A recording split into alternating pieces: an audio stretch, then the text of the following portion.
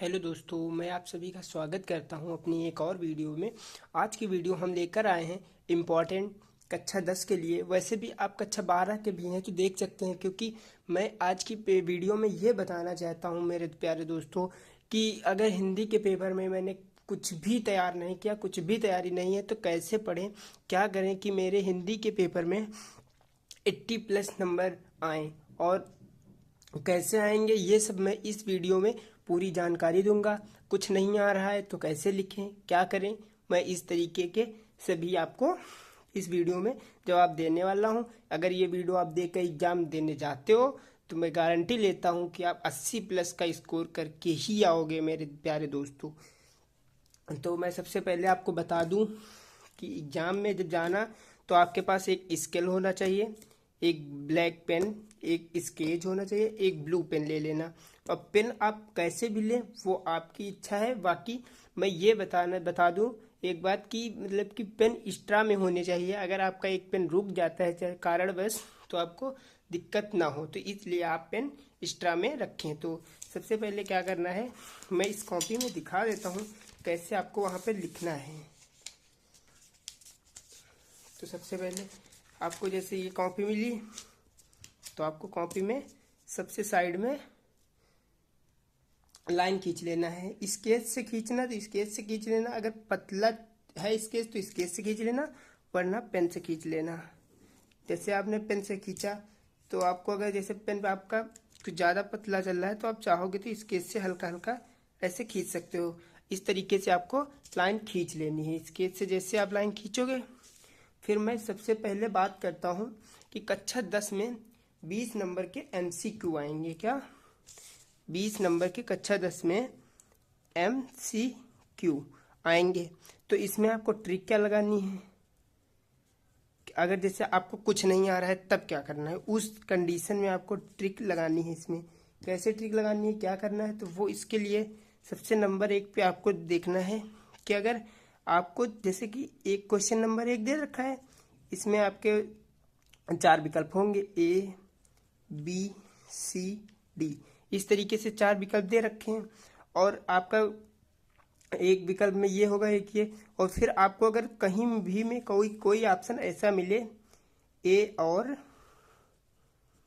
B दोनों, इस तरीके से अगर आपको मिलता है तो भाई आप उसको 99% सही मानिएगा, उसी को आंख में के टिक लगा दीजिएगा जब आप तुक्का लगा रहे हैं उस कंडीशन में, नंबर 1 पे। और नंबर 2 पे आपको क्या करना है, अगर जैसे कि ए या बी दोनों में से दोनों इस तरीके से मिल सकता है तो इस तरीके से आपको ऑप्शन लगा देना है। यदि आपको ऑप्शन में मिलता है इनमें से कोई नहीं, क्या इनमें से कोई नहीं, तो भाई आप इसको भी लगा दीजिएगा ऑप्शन। अगर आपको ऑप्शन में ये मिलता है, ये सभी, तो भाई आप इसको लगा दीजिएगा। इस तरीके से अगर आपको विकल्प मिलते हैं तो आपको सबसे पहले इन पे प्रायोरिटी देनी है, इनको टिक करके आप दूसरे क्वेश्चन की ओर बढ़ सकते हैं। अगर आपके 20 क्वेश्चन आएंगे तो मैं ये बता सकता हूँ कि 20 में आपके 16 या 17 क्वेश्चन तक इस तरीके से सही हो जाएंगे। तो इसके लिए जैसे कि अब तुमको मैं बता दूं पेपर में कैसे आगे खंड बा में आते हैं। खंड बा में क्या करना होता है, लिखित के लिए आता है, खंड बा लिखित के लिए आता है। तो पेपर में आपको दिखा दे रहा हूँ। जैसे कि इस तरीके से पेपर में खंड बा देखेंगे, इसमें आपको एक मिलेगा गद्यांश। इसको कैसे सॉल्व करना है, अगर आपको इसके बारे में कुछ नहीं पता है तो मैं इसके को करने की भी ट्रिक दे रहा हूँ। तो आप लोग आगे कॉपी में देखिए कैसे करना है। तो सबसे पहले आपको डाल देना है खंड बा। इस तरीके से डालने के बाद आपको इसके नीचे एक अंडरलाइन कर देनी है। आपको ये सब इसलिए किया जा रहा है कि भाई जैसे आपको कम आता है या आप सही से नहीं लिख पाते हैं, अगर आपकी कॉपी अच्छी से सजी होगी तो मैं ये कह सकता हूँ कि लाइक आपको एग्जाम में पूरे पूरे नंबर मिलने वाले हैं। इस तरीके से आपके फिर राइटिंग पे नंबर नहीं कटेंगे। इस तरीके से इसको लिखना है। उसके बाद आपको डाल देना है प्रश्नोत्तर संख्या। इस तरीके से प्रश्नोत्तर संख्या 1 डाल देंगे, क्योंकि प्रश्नोत्तर संख्या 1 ही है यहाँ पे खंड बा में। इसको सॉल्व करने की क्या ट्रिक है, जैसे कि आपको ये गद्यांश दे रखा है, तो गद्यांश में क्या करेंगे, सबसे पहले आपको लिखना होगा संकेत। संकेत में आपके जो गद्यांश में था सबसे पहले लिखा था यह कोई बात नहीं, तो आप यहाँ पे बस इतना लिख सकते हैं, यह कोई बात नहीं। इतना लिखने के बाद आपको डैश डैश करते करते लास्ट में क्या लिख देना है, जो सबसे नीचे पद्यांश में लिखा हो, देखा था, ये लिखा है देखा था। इस तरीके से करने के बाद आपको नीचे का फर्स्ट क्वेश्चन ही आपको मिल जाएगा, उपयुक्त गद्यांश का संदर्भ लिखिए। तो संदर्भ लिखने के लिए आपको क्या करना है, हेडिंग डालना है काले पेन से संदर्भ, इसको आप ब्लैक से लाइन कर दीजिएगा। आपको ये संदर्भ डालना है। संदर्भ में क्या लिखना होता है,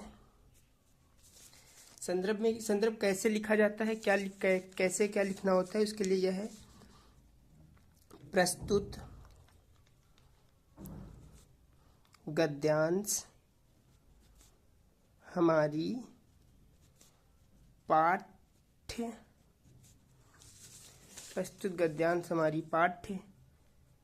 पुस्तक हिंदी के गद्य खंड से जो नेम हो चैप्टर का उसको इस ब्रैकेट में लिखना ब्लैक पेन से लिया गया है।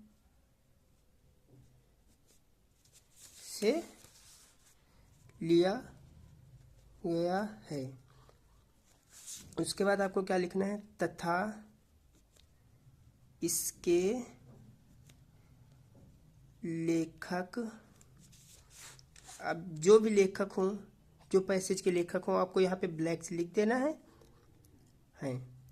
इस तरीके से भाई आप कीजिएगा, आपको 2 नंबर एग्जैक्ट आपको मिलने वाले हैं इस क्वेश्चन के, केवल इतने के 2 नंबर मिलने वाले हैं। उसके बाद आपको क्या लिखना है, आपको तीसरा क्वेश्चन पूछा गया है गद्यांश की रेखांकित अंश की व्याख्या, तो आप क्या लिखोगे, रेखांकित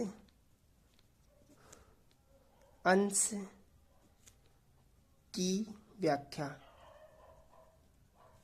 इस तरीके से लिखने के बाद आपको इसमें अंडरलाइन, आप अगर साथ साथ कर सकते हैं तो साथ साथ कीजिएगा, अगर आपकी लिखने की स्पीड अगर अच्छी है तो, अगर नहीं है तो आपको लास्ट में एक साथ कर देना टाइम बचने पर, इस तरीके से आपको कर देना है।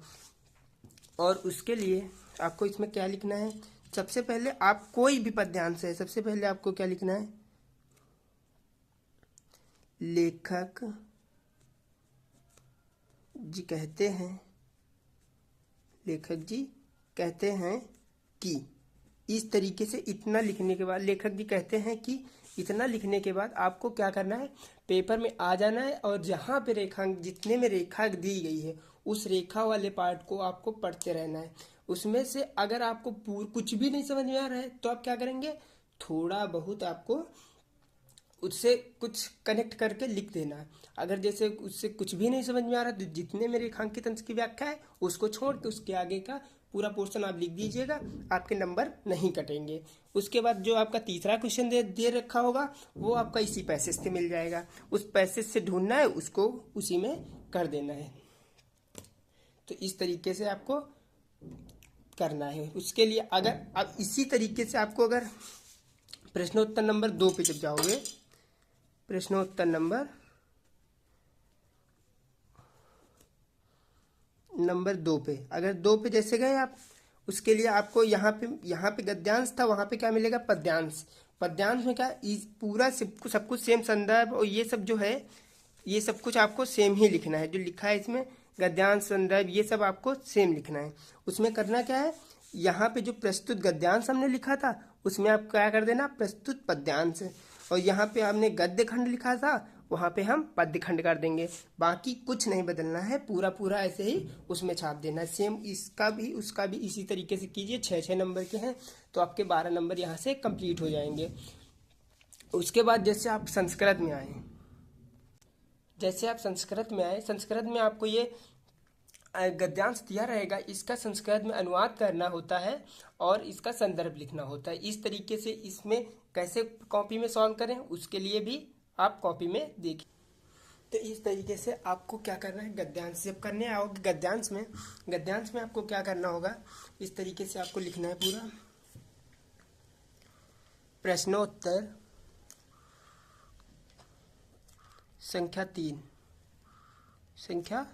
इस तरीके से आप लिखा प्रश्नोत्तर नंबर संख्या 3। इसको भी आप इस केस से अंडरलाइन कर दीजिएगा, क्योंकि आपको यही सब आपको मार्क्स दिलाएंगे। स्टाइल जितनी आप कर लोगे उतना आपको बेटर रहेगा। इस तरीके से आप उसमें कीजिएगा। सबसे पहले आप संदर्भ लिखिएगा। संदर्भ जो था आपको पूरा सेम ही लिखना है, जहाँ पे हमने लिखा था प्रस्तुत हमारे गद्य खंड से लिया गया था, तो यहाँ पे हम क्या लिखेंगे, प्रस्तुत हमारे संस्कृत खंड से लिया गया है। इस तरीके से लिखने के बाद आपको अब संदर्भ में क्या करना है, वो अनुवाद कैसे करना है। अनुवाद करने के लिए अगर जैसे आपको इस संस्कृत का अनुवाद नहीं आ रहा है, इस पद्यांश का पूरा अनुवाद नहीं आ रहा है, तो आपको क्या करना है कि मतलब कि छोड़ना नहीं है, इसी के वर्ड को आप जैसे संस्कृत में लिखा है उसको आप हिंदी में हल्का सा बना के आपको कर देना। अगर आपके 3 लाइन दे रखा है तो आपको कम से कम 6-7 लाइन आपको हिंदी में कन्वर्ट कर देना। इस तरीके से आपको करना है। आप इस तरीके से करेंगे आपके नंबर नहीं कटेंगे, ये आपको विश्वास कर लेना चाहिए मेरे दोस्तों। इस तरीके से आपके नंबर नहीं कटने वाले हैं। उसके बाद अगर आपको आगे क्या है वो बताता हूँ। जैसे आपको इसके आगे 5 नंबर पे खंड काव्य मिलेगा, तो खंड काव्य में आपको जो आता हो उनका चरित्र चित्र, जैसे आपको मान लीजिए कि महात्मा गांधी का चरित्र चित्र करना है, तो महात्मा गांधी का चरित्र चित्र कैसे करना है मतलब महात्मा गांधी के बारे में आपको क्या पता है, जो कुछ पता है भाई हेडिंग बना के आप 2 पेज 1.5 पेज से 2 पेज के बीच में लिख दीजिए। महात्मा गांधी के बारे में जो भी कुछ पता है आपको, हम जरूरी नहीं बता रहे हैं कि महात्मा गांधी लिखना है। अगर जैसे आपका खंड काव्य मुक्तिदूत है तो आप महात्मा गांधी के बारे में लिखेंगे। अगर खंड का दूसरा है तो उनके अलग अलग चित्रण होंगे, उनका अलग अलग करना होता है। जो हो उनके बारे में आप पूरा लिख दीजिएगा। जैसे कि आप 6 नंबर में आए हैं, 6 नंबर में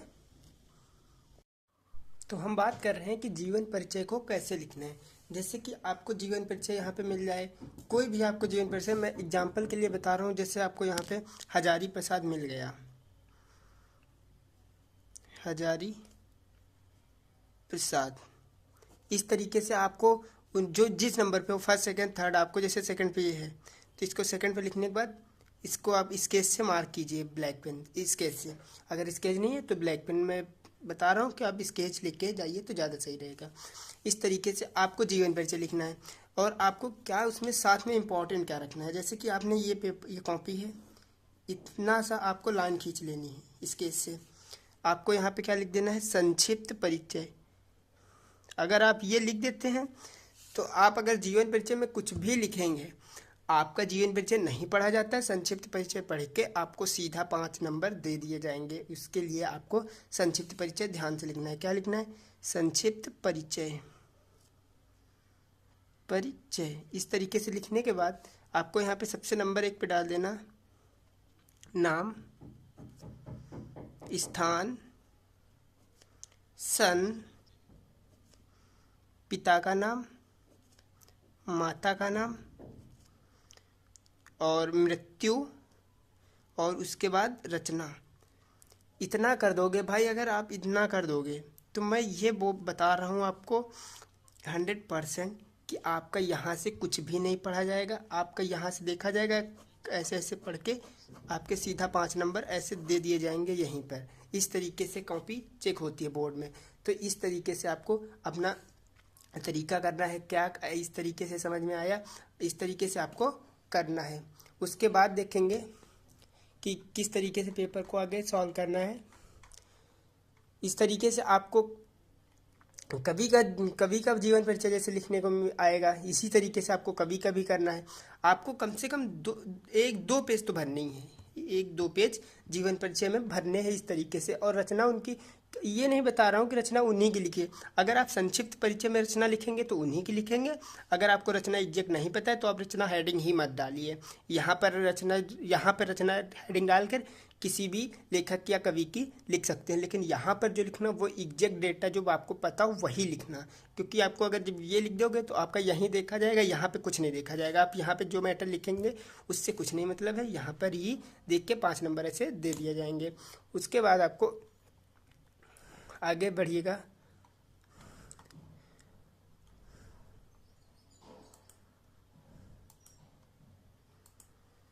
उस तरीके से आगे बढ़ने के बाद आपको निबंध लिखने के लिए मिलेगा। निबंध कैसे करना है तो उसके लिए आपको इस कॉपी में बता दे रहा हूँ। आपको सबसे पहले तो लाइनिंग आपको 15 मिनट मिलेंगे, तो आप 15 मिनट में ये सब अपना कॉपी पहले मिल जाती है, ये सब अपना काम करके रखना पहले से। इसके लिए आपको सबसे पहले अगर जब निबंध लिखना हो तो सबसे पहले ऊपर लिख देंगे निबंध, ब्लैक पेन से लिख देना निबंध। उसके बाद लाइनिंग कर देना। उसके बाद आपका जो टॉपिक हो, जैसे कि बेरोजगारी समस्या और समाधान, ये आपका जैसे टॉपिक है, आपको ये लिखना है। तो सबसे पहले आपको क्या लिखना है, बेरोजगारी समस्या और समाधान।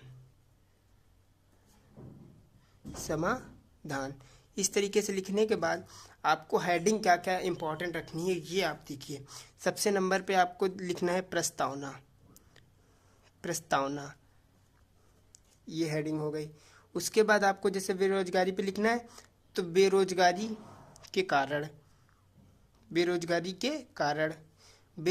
की समस्या हेडिंग बनाना है आपको, बेरोजगारी के कारण। दूसरी हेडिंग बना देना बेरोजगारी से समस्या। फिर लिख देना बेरोजगारी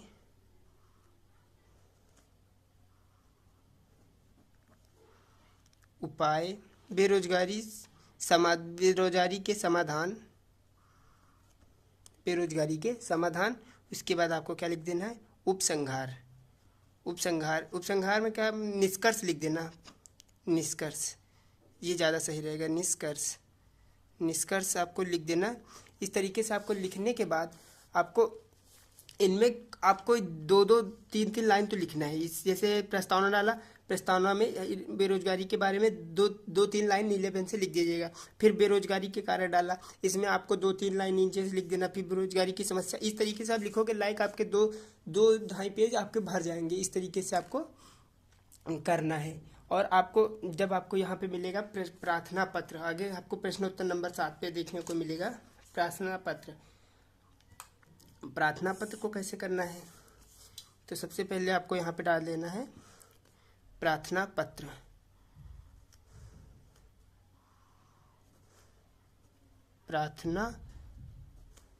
पत्र। इस तरीके से डालने के बाद आपको यहाँ पे सबसे पहले क्या लिखना है, इस तरीके से लिखना है, सेवा में, जिस भी टॉपिक पे लिखना हो आपको ऐसे लिखना, सेवा में श्रीमान प्रधानाचार्य। जैसे आपको स्कूल के बारे में लिखना है तो प्रधानाचार्य जी। अब स्कूल का नाम यहाँ पर लिख सकते हो। उसके बाद आपको यहाँ पे लिखना है सविनय, महोदय लिख देना आप, क्या महोदय। इस तरीके से लिखने के बाद आपको यहाँ पे लिखना है सविनय निवेदन है कि। इस तरीके से लिखने के बाद आपको आगे का मैटर लिख देना है कि जो भी समस्या हो इस तरीके से आपको कर देना है। इस तरीके से आप करके आओगे। मैं ये बता दूं, आपको कोई भी क्वेश्चन को छोड़ना नहीं है। जिस तरीके से आपको समझ में आए उस तरीके से करते रहना है। तो पूरे क्वेश्चन करके आना, आपको 80+ आ जाएगा। और मैं आप लोगों को एक टिप्स देना चाहूँगा जो लास्ट के 2 मिनट की है, वो आपको 2 दिन फॉलो करनी है। भाई आपको बहुत ज़्यादा हेल्प मिलने वाली है, लास्ट के 2 दिन फॉलो करनी है। क्या टिप्स रहेगी हमारी, मैं ये आपको बता दूं, जैसे जीवन परिचय है, जीवन परिचय, जीवन परिचय में आपको 2 दिन में क्या करना है, ये आपको मेन टॉपिक तो ये है, 2 दिन में क्या करें, क्या करें, ये आपका मेन टॉपिक है। 2 दिन में क्या करना है, जैसे आपको जीवन परिचय करना है, जीवन परिचय में आपको क्या देखना है कि जैसे जन्म, जन्म, मृत्यु, पिता के नाम, पिता का नाम, नाम, इस तरीके से आपको बस 3 चीज़ें आपको दोहराए रखना है 2-3 बार, दिन में 2-3 बार लिखकर 2 मिनट लगेंगे, एक सादे पेज में लिख लीजिए। जैसे जयशंकर प्रसाद लिखा, जयशंकर प्रसाद लिखा, उसमें जन्म, मृत्यु, पिता का नाम, इतना फटाक से लिख दिया। फिर आपको यहाँ पे लिख देना कि हजारी प्रसाद, इस तरीके से आपको 4-5 लाइन में कर देना, 5, 6, 7, 8 जितने आपको जीवन परिचय तैयार है उनके करके फटाक से आपको उनका रिवाइज करना है, आज कैसे क्या करना है। और फिर दूसरा आपको आएगा, मैं बता दूं, आप अपनी किताब उठाना, हिंदी की किताब में आपको गद्यांश कैसे देखना है। आपको मैं ये बता रहा हूँ, गद्यांश आपको बिल्कुल भी नहीं पढ़ना है, गद्यांश को आप एकदम नज़र से देखते रहना है कि जैसे आपको मित्रता चैप्टर से कुछ भी आया तो आपको वहाँ लाइक पद्यांश में मित्र, मित्रता, ममता, इस टाइप में जो भी कुछ कोई वर्ड मिले तो आप समझ जाना कि मित्रता से लिया गया है। इस तरीके से पद्यांश को पहचाना जाता है। और इसी तरीके से आपको संस्कृत में करना है, जितने पद्यांश और गद्यांश है इसी तरीके से करते रहना है। लेकिन जीवन परिचय में मैंने जो ये ट्रिक दी है, ये भाई आपको कम से कम 2-3 बार फॉलो करना है, आपको बहुत हेल्प मिलने वाली है। तो मैं इस तरीके की इतनी वीडियो में, इस वीडियो में इतना ही रहा। आप लोग कमेंट करके ज़रूर बताएं कि आपको वीडियो कैसी लगी। मैं ये बता रहा हूँ, आप 80+ का स्कोर तो करोगे ही, 80+ का स्कोर तो करोगे ही हिंदी में, चाहे कक्षा 10 में हो या कक्षा 12 में। आप कमेंट करके बताएं वीडियो कैसी लगी। वीडियो पसंद आई हो तो लाइक करें, दोस्तों तक शेयर करें, और आप लोग कमेंट में ज़रूर बताएं कि मैं अगली वीडियो किस टॉपिक पर बताऊं। फिजिक्स में, मैथ में जो आपको कोई भी दिक्कत है आप बताइए, मैं उस पर वीडियो बनाऊंगा। Thank you, bye bye. Channel को नए हैं तो चैनल को सब्सक्राइब कर लें। जय हिंद।